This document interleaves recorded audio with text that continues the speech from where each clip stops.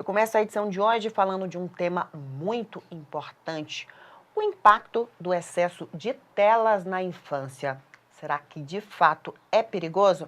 Quem vai falar sobre esse assunto para a gente, respondendo todas as nossas dúvidas, é a neuropsicopedagoga Tânia Sene, que está aqui comigo. Seja muito bem-vinda. Bom dia, Lu. É um prazer novamente estar de volta. Eu fico muito feliz. Hoje em dia é muito comum a gente conviver com as telas no Sim, nosso ambiente. Eu que tenho filhos e também todo mundo que tem filhos, né, sim, acabam agregando isso no nosso dia a dia. sim, Mas eu queria que você falasse um pouquinho sobre até que ponto isso pode ou não, Tânia. sim. É importante deixar claro, Lu, que a tecnologia, as telas, elas fazem parte do nosso dia a dia. Mas o que é importante para os pais e responsáveis é saber dosar isso e até que ponto isso está prejudicando de forma significativa o desenvolvimento dessa criança. Você trouxe um ponto importante, você falou a palavra dosar. Mas não é fácil, Não. Tânia, nos dias de hoje. Antigamente, a gente tinha a criançada brincando na Sim, rua, sim, andando de bicicleta, correndo, sim, e hoje não, as crianças estão mais presas a sim. essas telas. Como é que a gente pode dosar da forma como você colocou no início aqui da Sim. nossa resposta? É importante frisar que nós estamos em outro momento, em outros tempos, estamos em tempos modernos, né? E a tecnologia ela faz parte da nossa vida no dia a dia. Mas é importante essa dosagem ela se dar no limite. Precisa ter uma linha tênue. Até que ponto os pais podem, né, deixar ou facilitar a vida daquela criança. Nós sabemos da demanda, nós temos famílias que trabalham, mães trabalhadoras, também um pouco diferente de outrora dos tempos, né, passados. Então, é dosar na questão do limite, impor limite e principalmente diálogo. Porque não adianta apenas dizer não e não explicar o porquê.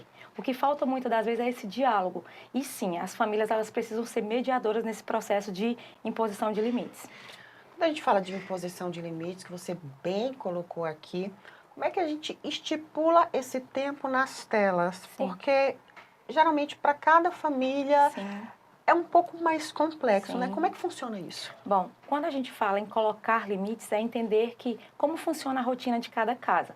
Cada casa tem a sua rotina, cada criança tem as suas atividades extraescolares, as famílias têm os seus trabalhos fora de casa. Então, às vezes, a criança num período está na escola e no outro, muitas das vezes, não está tendo alguma atividade.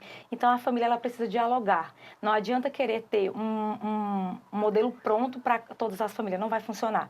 Então, o que vai funcionar, Lu, é a conversa, é o diálogo e o mais importante, a gente precisa falar de rotina. A rotina ela é um ponto primordial nesse momento. Tem uma idade que a criança ela pode ter acesso a essas telas ou não pode, porque muitas pessoas falam, "Ah, quando é pequenininho não pode." Sim, Mas a gente faz uma programação totalmente voltada para os sim, públicos de todas as sim. idades, né? A gente precisa deixar claro que as telas elas podem limitar a questão cognitiva da criança. Então, o que que há recomendações? De 0 a 2 anos, zero tela. É importante frisar porque a criança ela está no processo de desenvolvimento cognitivo. A partir dessa idade, até os 5 anos, a gente pode dizer que a partir de 1 hora ali, mas essa hora vai ser como? De forma ininterrupta, de forma pausada, mas o mais importante aí é a questão da família poder orientar e ter a supervisão. Depois dos 5 até os 10 anos, a gente pode falar um pouquinho mais, mas é importante frisar, volto novamente com a supervisão, porque é importante saber, inclusive, que conteúdo essa criança está consumindo.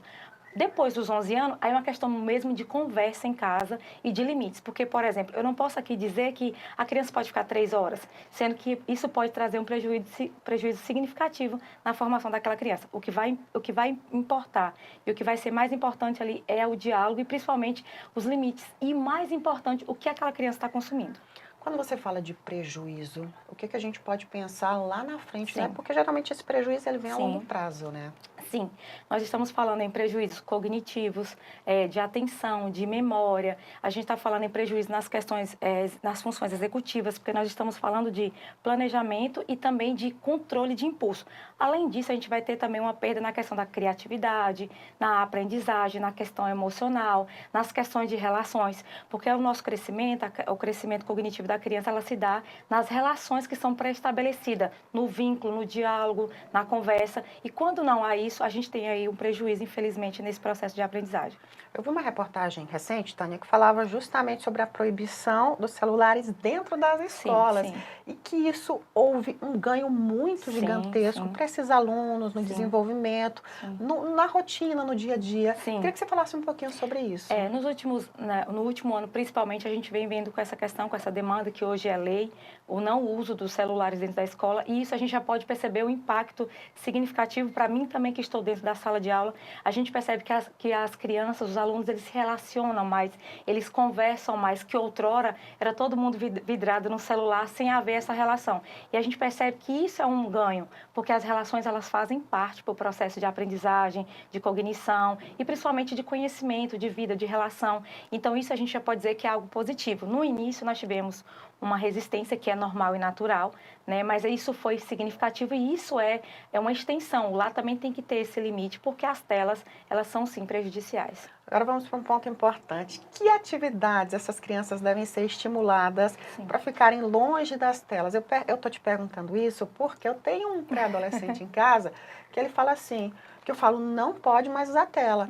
Ah, mãe, não tenho nada para fazer, estou entediado. Sim. Antigamente você achava uma coisinha, você ia Sim. brincar. O que você indica para essas crianças e esses jovens fazerem? Bom, isso é um desafio, Lu, porque a tela ela vem tudo pronto, é tudo colorido, a criança não precisa pensar muito, não precisa se preparar. E aí a gente pode elencar algumas atividades, principalmente atividade ao ar livre, aí só que a gente volta naquele termo, né? Muitas das vezes a família não pode estar ali cuidando. O que a gente pode fazer? Pintura, desenho, atividade de esporte, a gente pode pensar em atividades sensoriais. Hoje em dia a gente precisa ter um arcabouço de atividades que possa facilitar, principalmente que venha, né, fazer com que a atividade da criança venha a ser, né, pensada, estruturada. Em atividades de, se tem primos, consegue, agora nas férias, nesse período que as crianças podem estar junto. Quando não estando, a família ela precisa realmente, né, se dispor de situações de brincadeira, pintura, atividades que possam oferecer na cidade, para que essa criança possa aí não ficar entediada e, consequentemente, ir para as telas. Qual a mensagem que você deixa para quem está acompanhando a nossa programação, que vivencia isso, né? Todos os dias, afinal de contas, cada vez mais as crianças e os próprios adultos, né, estão viciados em telas. Porque às vezes a gente fala, não pode, mas a gente está ali o tempo todo, né? E aí eu vou pegar esse ponto que você acabou de falar. Nós não precisamos entender, e já digo um recado para os pais responsáveis. Primeiro, não se culpem. Muitas das vezes a sua rotina, ela precisa ali de uma colocação, de uma tela no meio, mas o mais importante é você entender que você faz parte dessa mediação, desse processo.